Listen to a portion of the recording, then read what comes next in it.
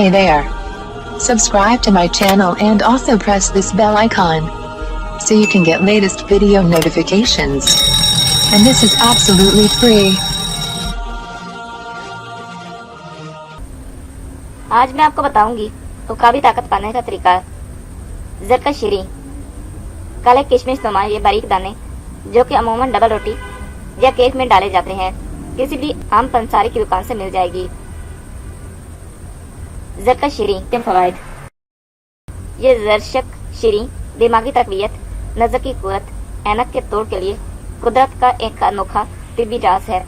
दमे सर दर्द के मरीज या जिनके चेहरे पर झुर्रियां बढ़ती चली जा रही हों, इनके लिए बहुत मुफीद है।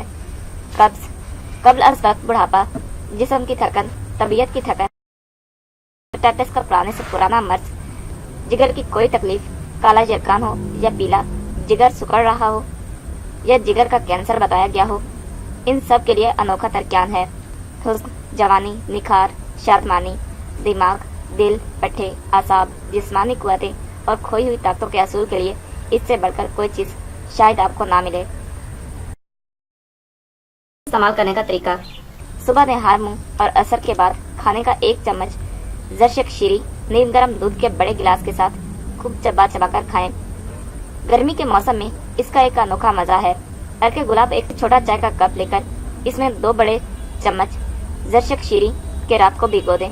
सुबह नहार मुंह ज़रशक शीरी खूब चबा चबा कर खाएं और ऊपर से हल्का हल्का घूंट अर्के गुलाब का पी लें।